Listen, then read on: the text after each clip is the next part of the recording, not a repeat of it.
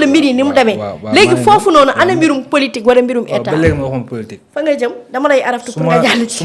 ba tey su ma àbbee kàddu yu maître El Hadji Diouf wax dafa ni bi enquêteurs yi xamee ni jabaru Aliou Sall bi am na ci 1% ci li nga xamante moom mooy bi société boobu nga tugg léegi automatiquement la ñu dem fexe ba indi ndaw si jabar ji El Hadji Diouf ne loolu day nuru acharnement.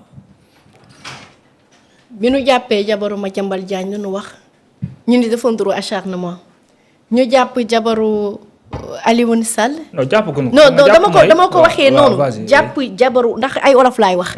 maanaam jëli ko këram indi ko ci bërëb. ñu ni acharnement la. waa léegi Daouda yow soo amee sa soxna. yéen ñaar ngeen di liggéey. en parfaite collaboration. ngeen di liggéey en parfaite collaboration. moom muy gérer sa ay business. léegi business boobu noonu ñu gis ni kat Daouda. yow ak sa soxna yéen a ngi liggéey kat te njortuñu ci blanchiment de capitaux. liggéey baa ngi jaar yoon est-ce que yoon dina la woo. est-ce que yoon su la woowee dina laaj sa soxna. non ce qui s'est réellement passé mooy lan. Madiambal moom moo boole ci dossier wam jabaram parce que benn ci société Madiambal Diagne jabar ji moom moo nekkoon administratrice bi ak doom ji di Mouhamed waxuma Serigne Saliou Mouhamed Diagne. cas bii dañu woo Alioune Sall. laaj ci ay documents. laaj ci ay preuves. Alioune mu ni 99 laa moom. benn ba sama jabar ay sataaka moom dañuy jëli ji jabar ji mu ñëw leeral. ay sat yow yaa moom 1% yi waaw ay satu sa borom kër dalaa joxoon ab procuration bu la permettre nga négocier ak diw mii di homme d'affaires bi waroon jënd nga ni waaw léegi xaalis bi compte bancaire tel bii nii ñu gis lii ak lii mu dugg fii génn ca kële nële. kooku ana lan mooy yoonam ci mbir mi mu ni non employé la wala mu ni déedéet mu leeral. ni nu woowee Alioune Sall mu ñëw leeral ban ni ko Alioune yow mënoo ñibbi noonu la nu woowee Aïssatou tey wu tax woowuñu doomu Alioune Sall wu tax woowuñu frère am bi Abdoul Aziz wu tax woowuñu keneen ak keneen mais dañoo décidé woo Aïssatou parce que Aïssatou moom mooy collaboratrice su jëkkër ji di Alioune Sall ñoom ñaar ñoom moom seen société civile immobilière moom moo doon négocier parce que Aïssatou la ñu joxoon la prérogative de le faire procuration le c'est écrit noir sur blanc. waaye léegi man sama borom kër su ma dénkee. may négocier. ci ay papiers yu leer sama tur nekk ci. mu defal ma procuration ma war a dem ca banque ba. su ma jëlee man xaalis bi ma sama borom kër dénk luubal ko wala ma aali ci wala ma def ci dara sama borom kër bu ñëwee ay mbirum yoon am ci buñ ko woowee dan may woo sama signature moo ca ne signature am moo ca nekk man la dénkoon fii tuumaaluñu kenn ça veut dire neewuñu nañ dem rek mu neex ñu dem jëli ji Aïssatou. suñ ko jëli jee c'est pour poser ko ay questions c'est pour moom mu leeral li nga xamante ni moom moo ci am loolu kese la. gis nga nii ñu ko placé en garde à vue pour le moment suñu demee soril enquête yi ma fàttali la ñett mbir. bépp bis boo déggee ñu ni woo nañ diwkat ci mbirum blanchiment de capitaux maanaam alal ju lewul ju nu lewal wala yu ni mel. ñett possibilité kese nga am ci kanamu yoon. possibilité bi njëkk mooy lan contestation sérieuse mooy loolu nga xamante ni meeru Ndar bi moom la def ba nu bàyyi ko mu génn xam nga defu ko bi ñu ko njëkkee jàpp parce que mënu ko woon def dafa dem di sàkku ab liberté provisoire bi muy sàkku liberté provisoire bi mu ñëw nag avocat wam yi indi ay témoins indi ay preuves palpables yu ko mën a ni yu dal xelu juge bi nga xam ni même juge bee ko placé woon ci kaso bi.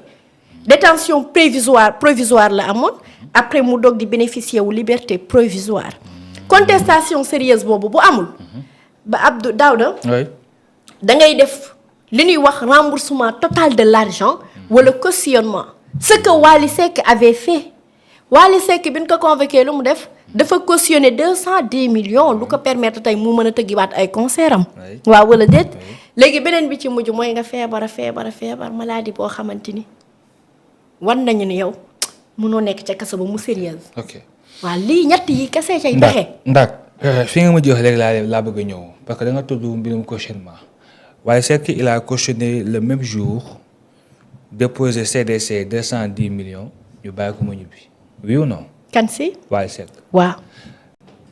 kii nag di Alioune Sall di rakk ci président Macky Sall cautionné 240 millions le même jour aujourd'hui.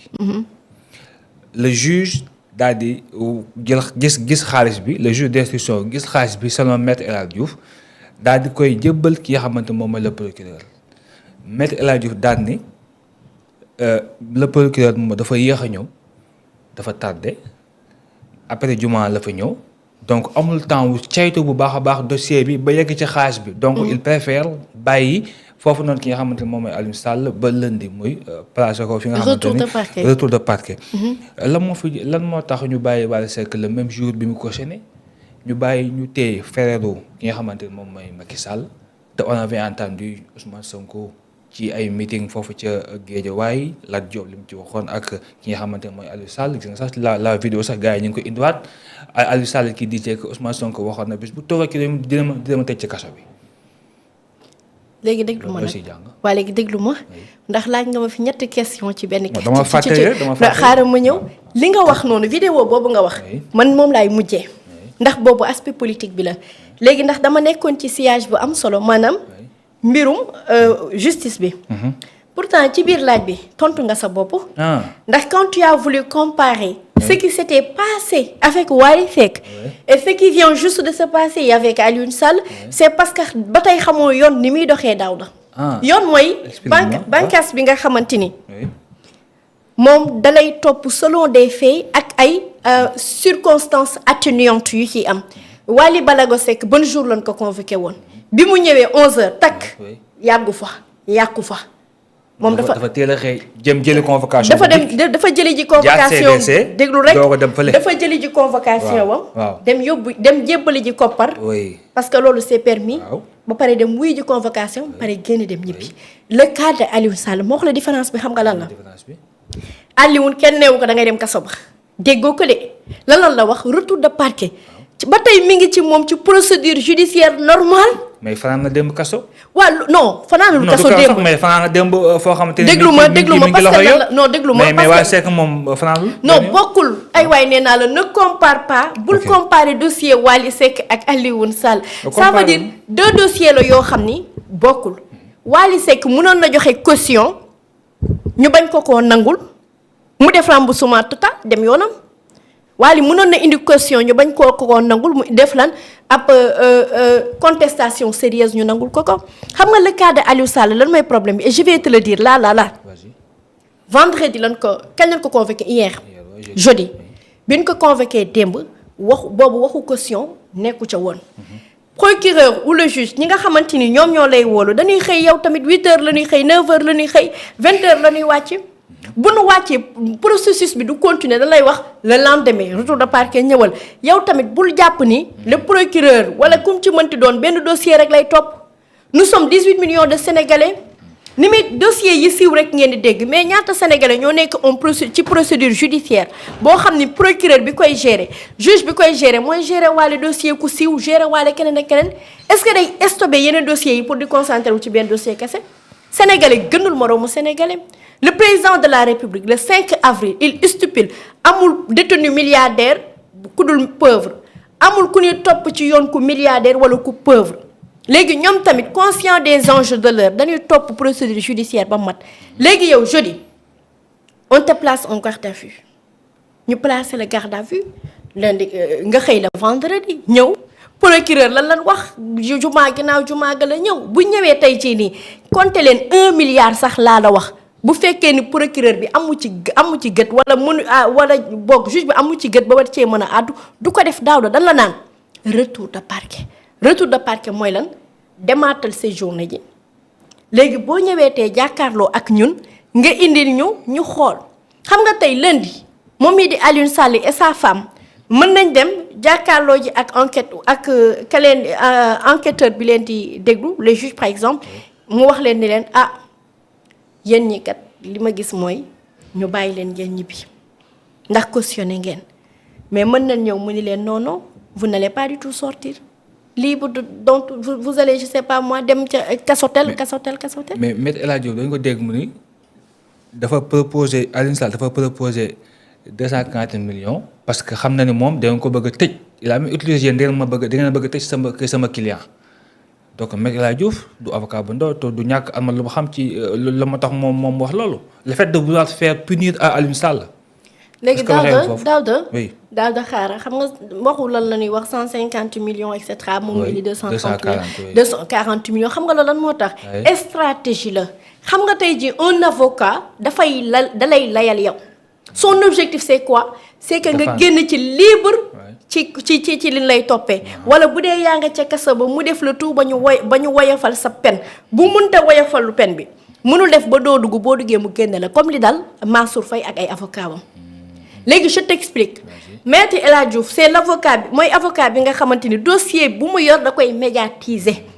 moom dossier wam xam nga lan la ciy def maanaam da koy communiquer bëgg cee dugal politique bëgg cee boole choses yoo xamante ni même warul mooy gis nga fii ñaata yoon nañ ko fi rappel à l'autre ñaata yoon la ko bâtonnier yi doon kii daa yi gis naa ne sax xaw naa dal Maître El Hadji Diouf mais da nga gis ni actuellement comme mi ngi gagné ay dossiers da koy xaw a jay fugg la koy jox. parce que du xarañam moo tax mi gagné ay dossiers. waaw mais kenn waxul ni xarañul Maître El Hadji Diouf peut-être sénégalais yu bëri dañ ko umpale wala xamuñu mais man xam naa ni au niveau international day gagné ay dossiers yu mag dañ koy woo même ci ay dossiers muy constitué wu ci ay pôle d'avocat xarañ na kenn waxul xarañul. tey dossier bu nekk ak ni mu ciy liggéeyee xoolal actuellement xam naa ay sénégalais yu mu yor seen dossier ñoo sénégalais lambda. da nga ci dégg mu ciy communiquer du ci wax du ci def. mais dossiers yi nga xamante ni ay dossiers politique la maanaam ce sont des hommes des politiciens su yoree seen dossier li muy jiital mooy làmminam ci biti. du yam mukk ca famille plaider da koy politiser communiquer ci danoo bëgg tëj sama client waxoon na ko stratégie de communication la. stratégie de communication. mais waxam yooyu. ça n'engage pas du tout le juge. oui. ni le procureur. oui. déedéet. ay waxam yooyu ay militants lay engagé. c'est du militantisme. stratégie de communication boobu xanaa boobu la stratégie la ñi nga xam ne ñoo bindoon barki démb wala démb ni kat Aliou Sall a été cueilli chez lui parce que tu as entendu hier une certaine presse bind daal ne Aliou Sall a été cueilli chez lui bu ñu waxee cueilli dafa mel ne kon police ak gendarmerie dama def si buntu kër ga fokkate Aliou Sall dafa kaay wuy par la force te alors que il n'a pas été cueilli chez lui toi aussi. xam nga Daouda dafa am benn affaire boo xamante ni ma bëgg mu leer. L'appréciation de tout acte de tout fait est relative. gis nga bu taskatu xibaar bi bindee ni dañ koo cueillir. kooku ay responsabilité am la dëgg yàlla de man de du ma egg foofu du ma wax cueillir du ma ci wax. dañ la ñu bind. ñoom la engagé mais sénégalais ñoom ñi ngi nekk di gis procédure bi ni muy demee. ok. lu xaw a jaaxal beaucoup de Sénégalais. oui surtout parti APR. ils disent que depuis que ñu Macky Sall def feu vert di lijjanti boppam ci côté li mu wax dëkkat FMI bi dëkkat mi ngi préparé benn